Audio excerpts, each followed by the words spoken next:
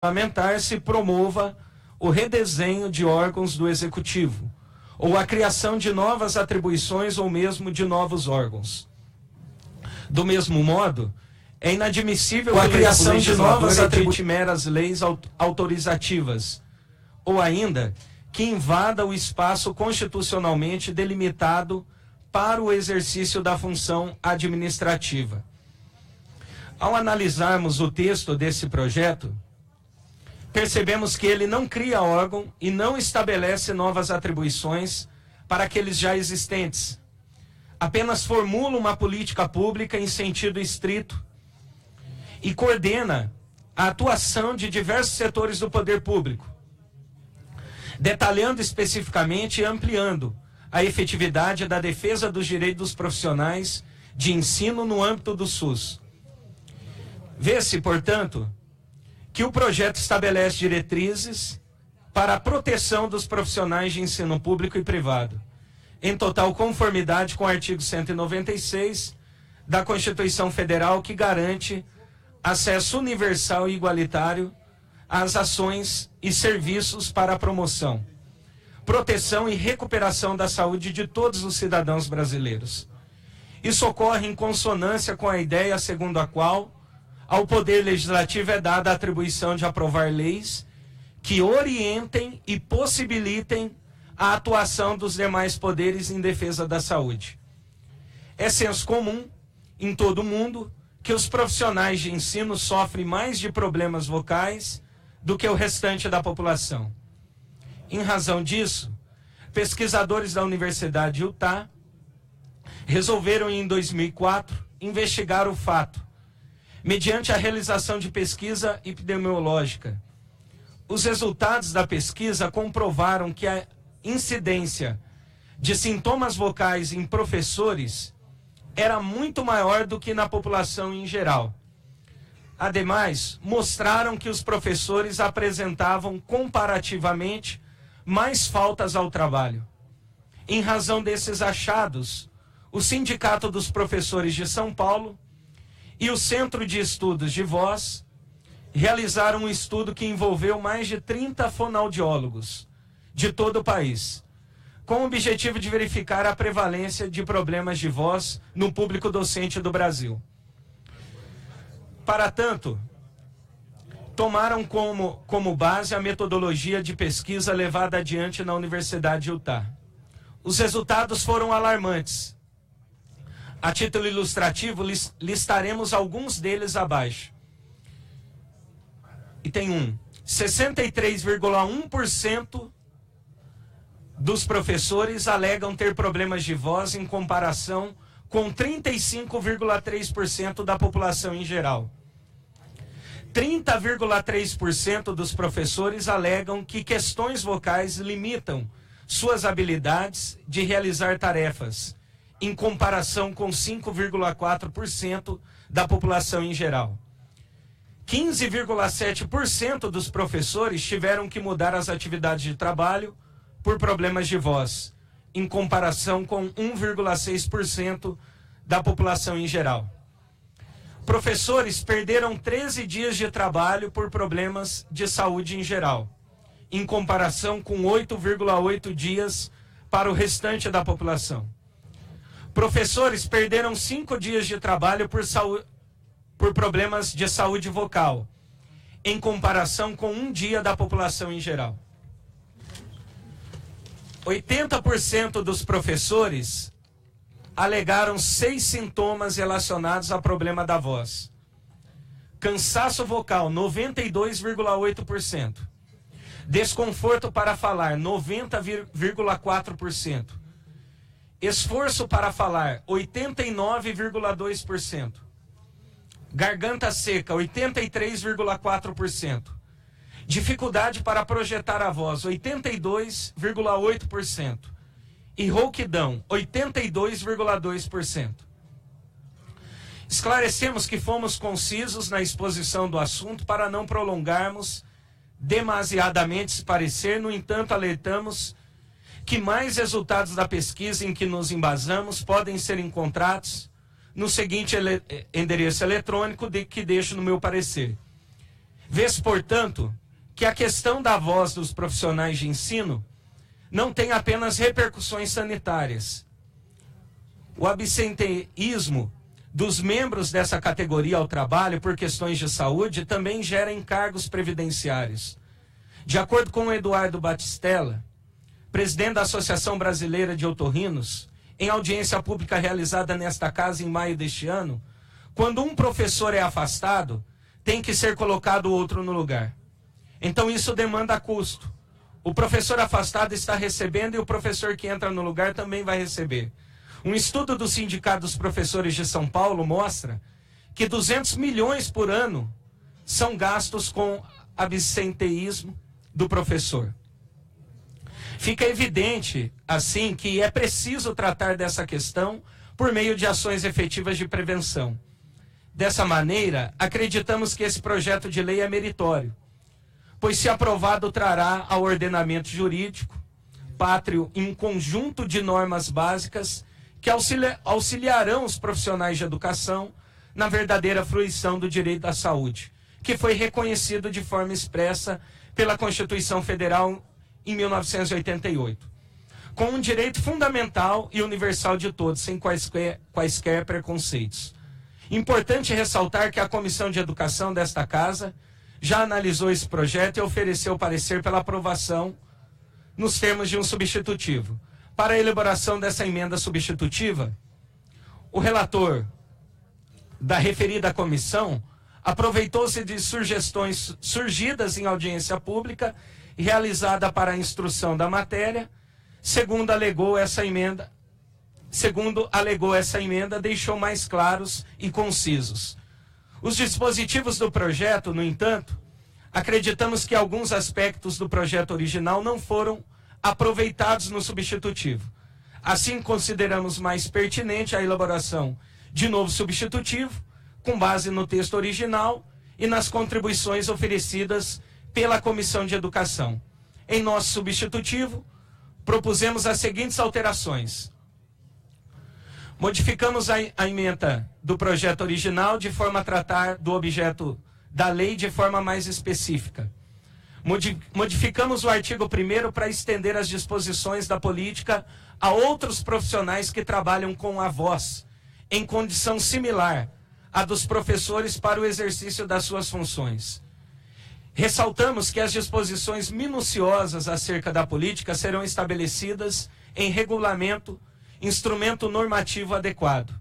Aproveitamos parcialmente o artigo 2º do substitutivo oferecido pela Comissão de Educação, por considerarmos que a técnica legislativa utilizada para a elaboração do dispositivo foi superior à utilizada na redação original.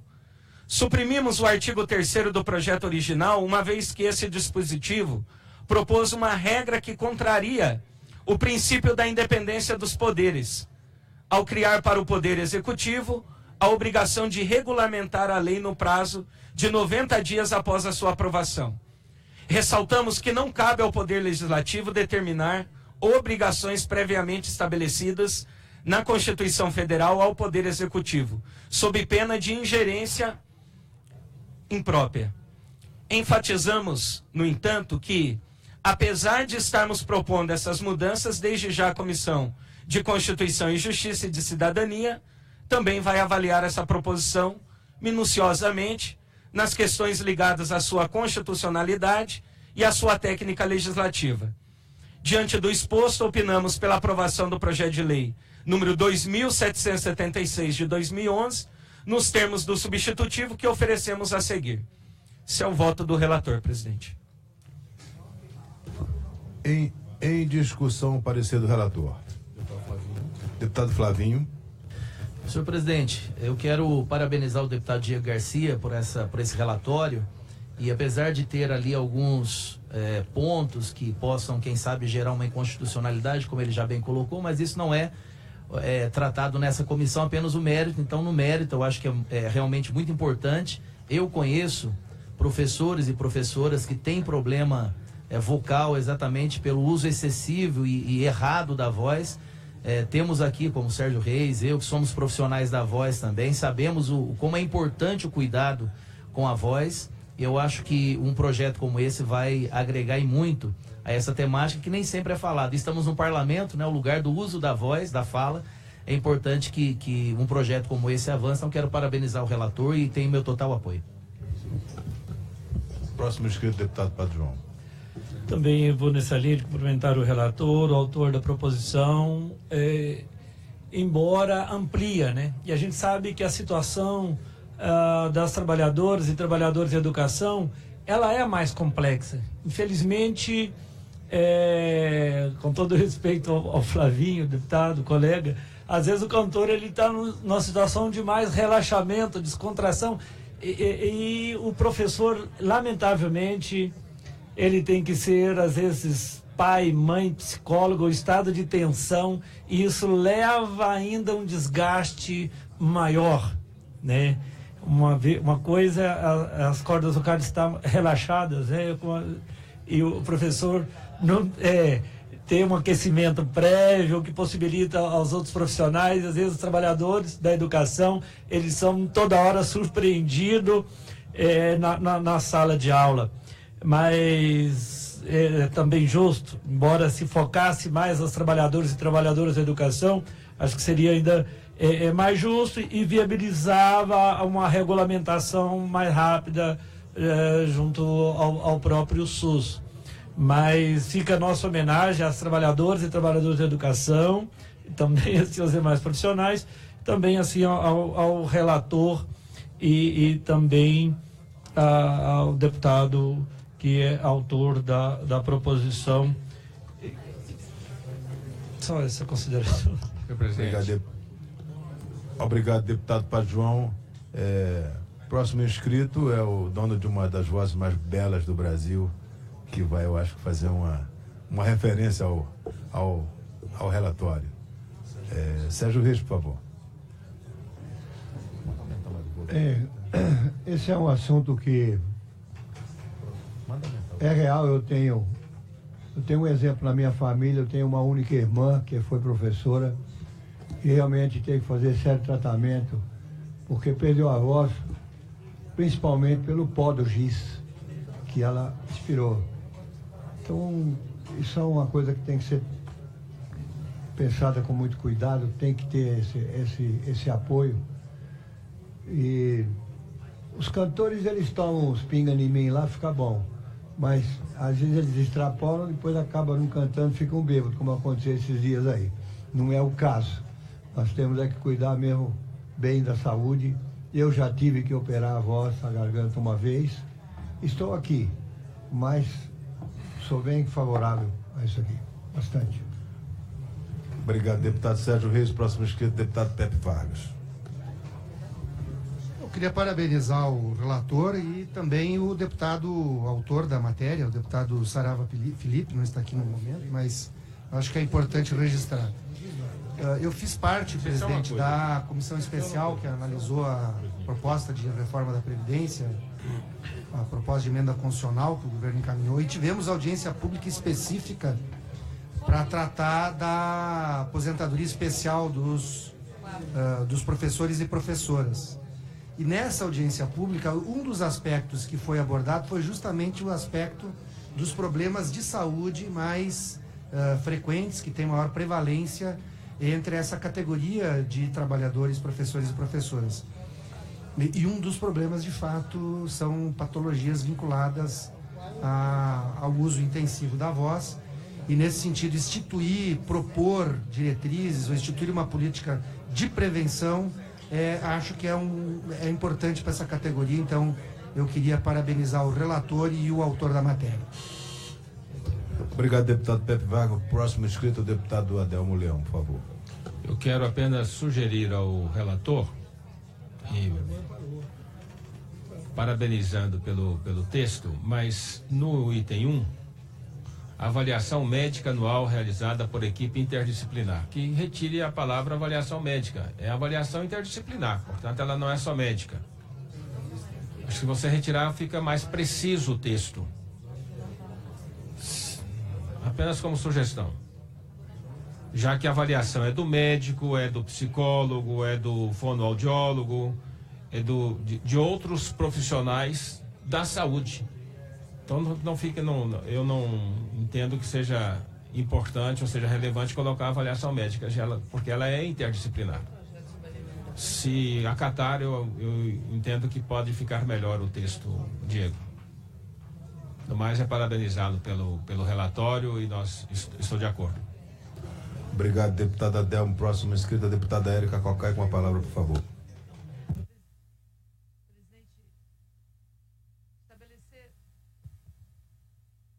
Deputada Érica, esse microfone está com defeito. A senhora pode usar a sua esquerda ou a direita?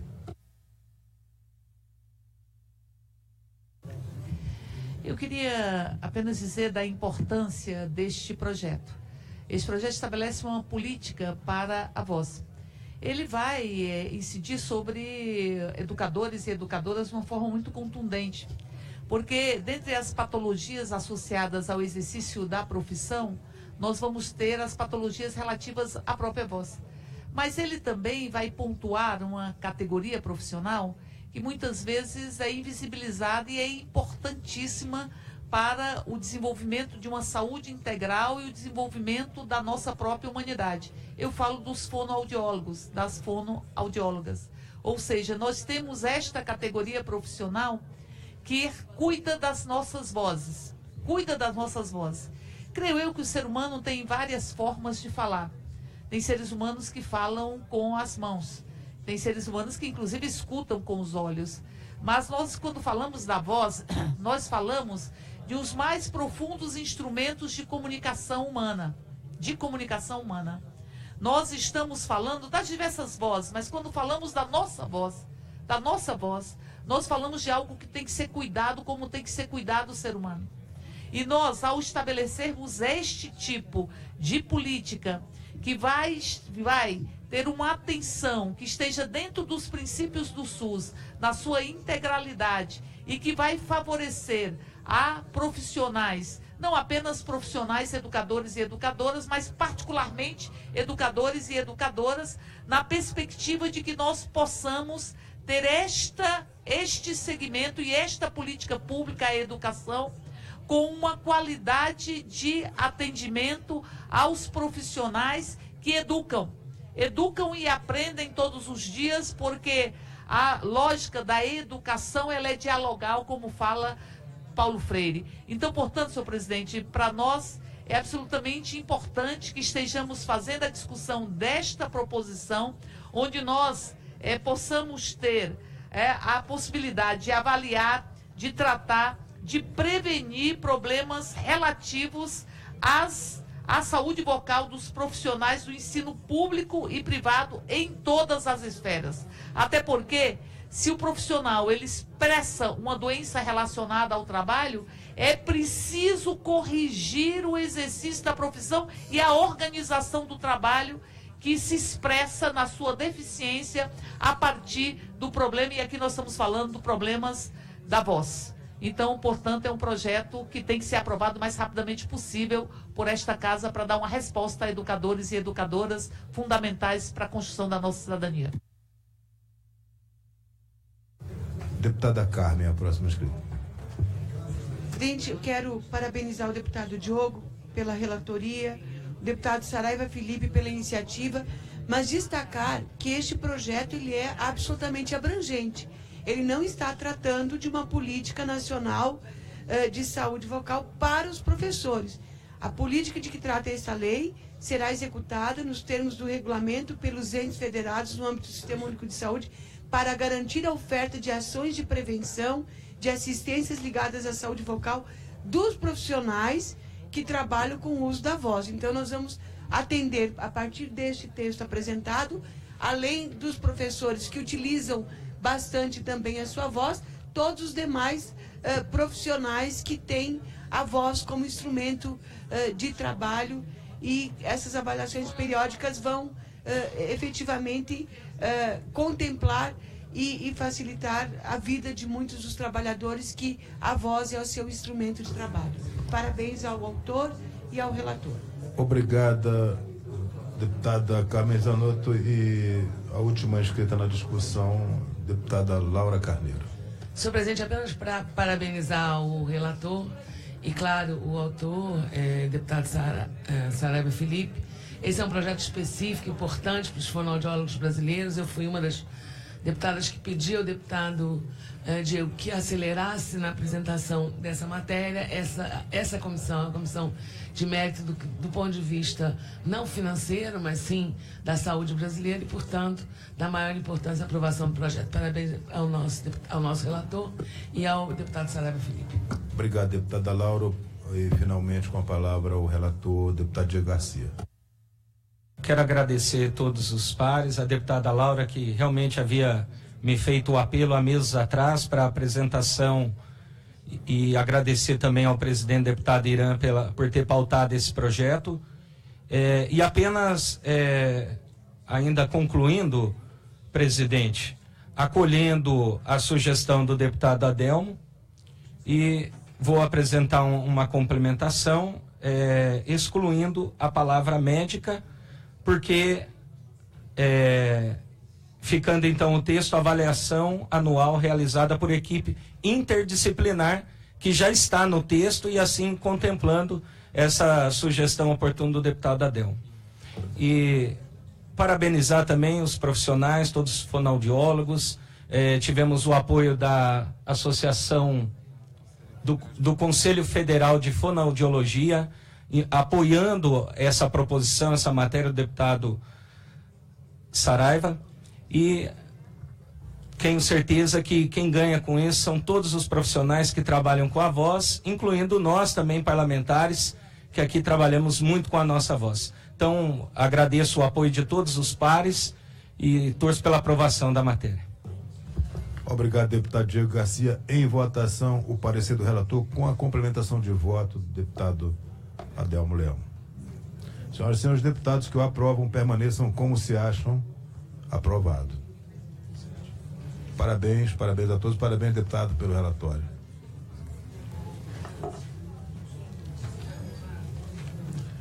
Próximo item da pauta, item 7, projeto de lei número 5.671/2013, deputado André Moura, que altera o artigo 80 da lei 8.213, de 24 de julho de 1991, para ratear o auxílio reclusão aos dependentes de vítima de homicídio, apensados, projeto de lei 8313 de 2014, 2788 de 2015, 3942 de 2015 e 5623 de 2016.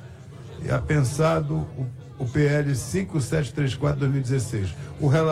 O relator, novamente o deputado Diego Garcia, com a palavra, por favor. Obrigado, presidente. Eu vou direto ao voto.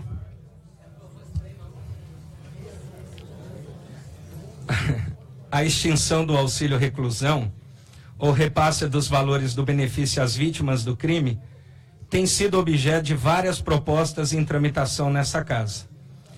Essas medidas surgem como resposta a um questionamento da sociedade que vê na concessão do auxílio reclusão uma inversão de valores, pois o Estado daria um benefício financeiro a quem cometeu um crime, deixando a vítima e seus familiares desamparadas. De início, cabe apontar que não seria possível, por lei ordinária, destinar parte do auxílio reclusão à vítima de um crime. Isso porque o público beneficiário foi previsto na Constituição, conforme o artigo 201, inciso 4º, que dispõe: a Previdência Social será organizada sobre a forma de regime geral, de caráter contributivo e de filiação obrigatória, observados critérios que preservam o equilíbrio financeiro e atuarial, e atenderá nos termos da lei, redação dada pela Emenda Inconstitucional número 20 de 1998, inciso 4º, salário família e auxílio reclusão para os dependentes dos segurados de baixa renda. Ao estabelecer que os dependentes do segurado de baixa renda são os destinatários do auxílio reclusão, a Constituição não deu margem para que a lei, a pretexto de regulamentar o benefício, viesse a estabelecer destinação diversa, Assim, somente por meio de proposta de emenda à Constituição seria possível atender ao objetivo visado. Registro que se encontra em tramitação nesta Casa 2 proposições com este escopo, quais sejam as PECs número 304 de 2013 e número 37 de 2015. Quanto ao mérito da proposta, há que compreender a lógica que levou o Constituinte à manutenção do auxílio reclusão no rol dos benefícios previdenciários. Conceitualmente, trata-se de um seguro social destinado Isso é inconstitucional, isso está na Constituição. Aos dependentes do segurado que está sujeito ao cumprimento de pena privativa de liberdade, em regime fechado ou semiaberto. A concessão do benefício é devida nas mesmas condições da pensão por morte, sendo estabelecido o requisito, no entanto, que o segurado seja de baixa renda, isto é, que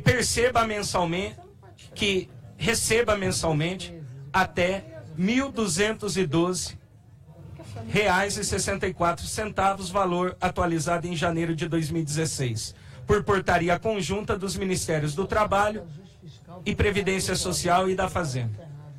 Além de ser observado esse limite de renda, o preso no momento do recolhimento à prisão há de estar na situação de segurado da Previdência Social, arcando com as devidas contribuições sociais, ou num período de graça previsto no artigo 15 da Lei nº 8.213 de 1991.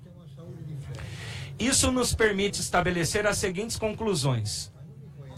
O titular do benefício não é o preso, mas os seus dependentes, seus familiares, que têm no auxílio reclusão uma forma de manter os meios de sustento da família, diante da impossibilidade de o segurado exercer atividade remunerada, devido à condição de preso.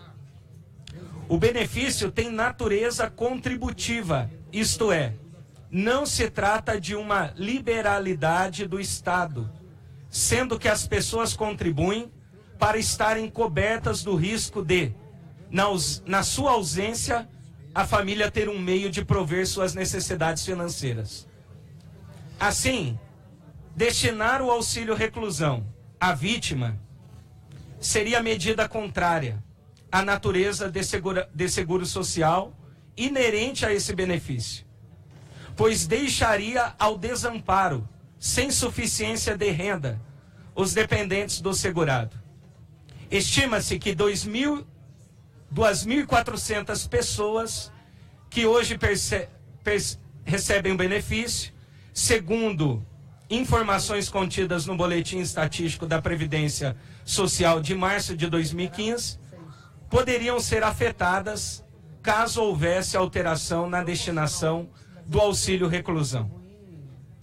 Registre-se, por sua vez, que a proposição principal, bem como as apensadas, não exigem que a vítima tenha vertido contribuições ao regime de previdência para fazer jus ao benefício, que deixaria, portanto, de ter natureza previdenciária e passaria a ter caráter indenizatório. Ao seu turno, contra o argumento de que a família da vítima ficaria desassistida pelo Estado, importa registrar que os dependentes da vítima terão direito a benefício previdenciário caso a vítima seja assegurada da Previdência Social. Na hipótese de um homicídio, por exemplo, os dependentes da vítima terão direito à pensão por morte, observados os requisitos legais. Além disso, no âmbito da responsabilidade civil, será cabível a ação de indenização a ser proposta em face do sujeito que cometeu o crime. Quanto ao projeto de lei número 8.303 de 2014 e ao projeto de lei número 2.788 de 2015, apensados à proposição em análise, cabem os mesmos argumentos que apresentamos em relação à proposição principal. No tocante aos projetos de lei número 3.942 de 2015, 5.623 e 5.734 de 2016. Apensados, há aspectos que podem ser aproveitados, uma vez que não alteram a destinação do benefício, o que seria inconstitucional, mas apenas estabelecem requisitos de acesso e limite para o tempo de duração. A nosso ver, tais proposições são meritórias, porque atendem um anseio popular por maior rigor na concessão do benefício, sem, contudo, extinguir o benefício. Assim, no substitutivo que apresentamos, estão sendo propostas as seguintes alterações na forma de concessão do auxílio reclusão. O benefício será concedido havendo dependente, cônjuge ou companheiro, somente se o casamento ou a união estável tiver sido iniciado há mais de 2 anos. Passa-se a adotar a sistemática diversa do benefício pensão por morte, pois, no caso da pensão, essa regra determina o tempo de duração do benefício, que, uma vez não preenchido, durará apenas 4 meses. No auxílio reclusão, passa-se a ter um requisito para a concessão do benefício. A duração do benefício a variar de 3 a 5 meses, conforme o tempo de vínculo empregatício anterior à prática do crime. A adoção dessa regra justifica-se pela necessidade de limitar a duração do benefício, que deixa de ter como referência o tempo de duração da pena e da idade do dependente do segurado. Ao mesmo tempo, a regra proposta dá aos dependentes do segurado um tempo para readequar os gastos da família à nova realidade, diminuindo-se os efeitos adversos da ausência abrupta do segurado recluso. Ante o exposto, opinamos pela aprovação do PL 5.671, de 2013, do PL número 8.313, de 2014, do PL 2.788, de 2015, do PL 3.942, de 2015, do PL 5.623, de 2016 e do PL 5.734, de 2016, na forma do substitutivo. Esse é o voto do relator, presidente. Pode aumentar o volume, por favor, aqui? Estamos em discussão do parecer do relator. O primeiro inscrito é o deputado Jean Willis, por favor. Obrigado, senhor presidente. Eu confesso que me constrange ter que discutir um projeto dessa natureza. Esse projeto, além de ser fruto de um completo desconhecimento da realidade carcerária, do perfil socioeconômico da população carcerária brasileira, é um projeto que busca responder a uma campanha de ódio disseminada nas redes sociais contra o auxílio reclusão, batizado por ignorantes e analfabetos políticos de Bolsa Bandido. É preciso deixar claro que, em primeiro lugar, aliás, o próprio autor reconhece isso, o André Moura, que o benefício é pago tão somente a presos de baixa renda e que contribuem com a Previdência. Ou seja, não se trata sequer de um benefício social, mas de um benefício de natureza do contribuinte, ou seja, a pessoa que recebe o auxílio reclusão contribuiu com o Estado quando trabalhador. Depois, não sei se o deputado Diego Garcia sabe, mas o principal beneficiário os principais beneficiados desse benefício, me perdoe a redundância, são as mulheres, deputado Diego Garcia. São mulheres, sobretudo mães solos, mães solteiras. Atualmente, apenas 8% da população carcerária faz jus ao auxílio reclusão. 8% apenas tem acesso a esse benefício, o que dá 0,1% de tudo que o Estado gasta com o INSS. Além disso, apesar de representarem apenas 7% de todo o sistema prisional, 64% dos benefícios do auxílio reclusão são pagos às famílias, como eu já disse, de mulheres presas, quase todas mães solos, mães solteiras, em sua maioria, de acordo com os dados levantados pelo Departamento de Execução Penal em 2012.